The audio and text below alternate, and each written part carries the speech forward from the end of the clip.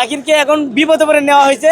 সেই বিপদে গলার কাটাকে আসলে নোয়াখালী গলা থেকে সরাতে পারেনি, সেই কারণে পুরো বিপিএলে শুধু ধস আর ধস, নোয়াখালী শুধু ধসই দেখে গেলাম আমরা। তোমার ঢাকাতে ছিল, ঢাকাও ধ্বংস, একই অবস্থা হয়েছে। নোয়াখালীতে আছে, নোয়াখালী একই অবস্থা হয়েছে। দেখা যায় নেক্সট টাইম তাহলে অন্য দলে যাবে, ওই দলে সেম অবস্থা হবে।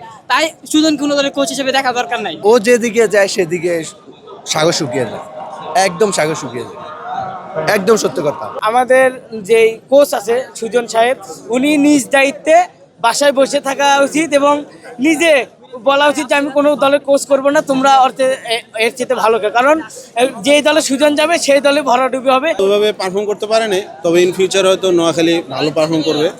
আপনি দেখেন ঢাকা দেখেন, অন্যগুলো দেখেন আগে করছে কোচিং, এখন নোয়াখালীতে এসে কি করছে, প্রায় 9 ম্যাচে মাত্র 2 ম্যাচ দিচ্ছে। এটা কোনো কথা? নতুন দল হিসেবে নোয়াখালীতে আমি সাকিব আল হাসানকে বিপিএলে দেখতে চাই। কোন দলে? নোয়াখালীর দলে ভাই। জি। নোয়াখালী বিভাগটা চাইছিলাম, যেহেতু একটা নতুন দল পাইছি নোয়াখালী দলটা পাওয়ার পর একটা মানে মনে আনন্দ ছিল যে আমরা ইনশাল্লাহ ভালো কিছু করব, কিন্তু কিছু করার পারেন না, দুঃখের বিষয়, কিছু করতে পারি নাই। গলা ভাঙি গেছে আজকে নোয়াখালীর দর্শক হিসেবে। হার জিত খেলারই একটা অংশ। নোয়াখালী পার্টিসিপেট করছে, আমরা এটাতেই খুশি। সামনেবার যাতে আরও শক্ত টিম নিয়ে আসে এবং বিপিএলে যাতে চ্যাম্পিয়ন হয়, আমরা এই প্রত্যাশা রাখি। হার হয়েছে, এটা আমরা স্বাভাবিক, খেলার অংশ হার, এতে হতাশার কিছু নাই।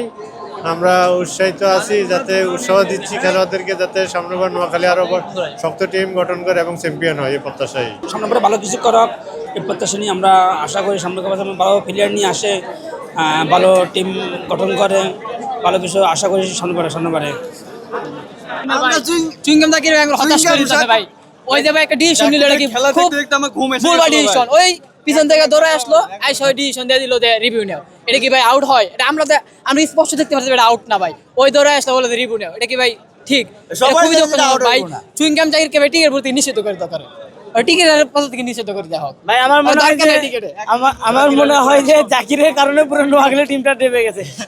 জাকিরকে এখন বিপদে পড়ে নেওয়া হয়েছে, সেই বিপদে গলার কাটাকে আসলে নোয়াখালী গলা থেকে সরাতে পারেনি, সেই কারণে পুরো বিপিএলে শুধু ধস আর ধস, নোয়াখালী শুধু ধসই দেখে গেলাম আমরা।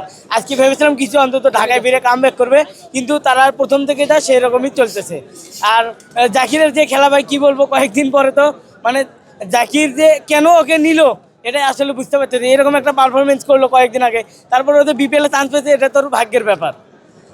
আমরা চাই যে সামনের বছর যখন বিপিএলগুলো হবে, যারা দলের কোচ বা প্লেয়ার সিলেকশন কমিটি রয়েছে তারা একটু দেখে শুনে নেবে, যাতে বিপিএল ম্যাচে রান হয়। আমরা রান খরায় যদি ভুগি, আমরা তো রান দেখতে আসি, 6-4 দেখতে আসি, সেখানে এরকম মেরে একটি ম্যাচ যেখানে রানই নাই, আমরা দর্শকরা ঘুমিয়ে যাচ্ছি, এক পেশি ম্যাচ, এটা আসলে আমরা কখনো আশা করি না। টাকা দিয়ে এসে আমরা যদি এরকম এক পেশি ম্যাচ দেখি, সেটা আসলে আমরা আশা করি না এরকম ম্যাচ দেখা। এক্সট্রিম মশার কয়েল প্ল্যান্ট ফাইবার দিয়ে তৈরি, ডেঙ্গু, চিকুনগুনিয়া বাহি সহ যে কোনো মশার বিরুদ্ধে দেয় এক্সট্রিম সুরক্ষা। ওই যেই টিমে কোচ হিসাবে গেছে, ওই টিমই ধ্বংস। দেখেন গতবার ঢাকাতে ছিল, ঢাকাও ধ্বংস, একই অবস্থা হয়েছে। নোয়াখালীতে আছে, নোয়াখালী একই অবস্থা হয়েছে। দেখা যায় নেক্সট টাইম তাহলে অন্য দলে যাবে, ওই দলে সেম অবস্থা হবে। তাই সুজন কোনো দলের কোচ হিসেবে দেখা দরকার নাই। আমার যা মনে হয় নোয়াখালী আজকে হারার পিছনে তাদের ব্যাটিং বিপর্যয়টা সব থেকে বেশি কাজ করেছে, কারণ তারা রান করতে পারেনি। তারা যদি 150+ রান করতে, দেখুন তারা কিন্তু অনেকগুলো উইকেট ফেলে দিয়েছিল, আর কিছু উইকেট, 2-1টা উইকেট কিন্তু পারলেই তার ম্যাচ জিতার দিকে যাইতো। কিন্তু এখানে যদি 150+ রান হইতো তাহলে একটা হাই ভোল্টেজ ম্যাচ আমরা দেখতে পারতাম, কিন্তু মাত্র 126 রান, এটা মামুলি একটা রান হেসে খেলেই আসলে তারা চট্টগ্রাম জিতে গেল। কোচকে নিয়ে অভিযোগ মানে আমার মনে হয় নেক্সট যেই বিপিএলগুলো আসবে, আমাদের যেই কোচ আছে সুজন সাহেব, উনি নিজ দায়িত্বে বাসায় বসে থাকা উচিত এবং নিজে বলা উচিত যে আমি কোনো দলের কোচ করব না, তোমরা এর চেয়ে ভালো খেলো। কারণ যেই দলে সুজন যাবে সেই দলে ভরাডুবি হবে। আমার মনে হয় সুজন সাহেবের আসলে কপালই খারাপ, তার কুপা লাগে, এই কুপার কারণে দল কখনো জিততে পারে না। ঢাকার মতো দল তিনি কোচ হয়, ঢাকার মতো দল হারিয়ে যায়। ঢাকার এত দর্শক খেলা দেখতে আসে, সবসময় হার নিয়ে ফিরে। এবার নোয়াখালী একটা নতুন দল, সবাই ভেবেছিল নতুনভাবে তারা কামব্যাক করেছে। তারা যেখানে নোয়াখালী বিভাগ চায়, এই একটা আন্দোলন করতে করতে তারা একটা দল পেলো। এবার তারা মানে শিরোপার কাছাকাছি যাবে, সেরকম না গিয়ে তারা এরকম ভরাডুবির মধ্যে দিয়ে যাচ্ছে। এই কোচকে নিয়ে আসলে মানে কিছু বলার নেই। আমার মনে হয় কোচেরই কপাল খারাপ।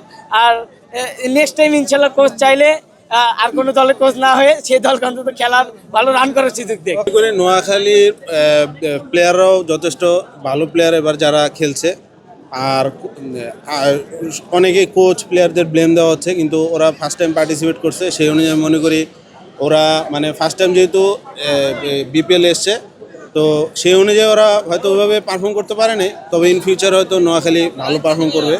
যখন সুজন মাহমুদকে নিয়ে অনেক সমালোচনা হচ্ছে দর্শকদের না, মধ্যে, এটা কিভাবে দেখেন আপনি? খালেদ মাহমুদ সুজন সাবেক বাংলাদেশ ন্যাশনাল টিমের সাবেক অধিনায়ক এবং উনি বাংলাদেশ ন্যাশনাল টিমেরও কোচ ছিলেন।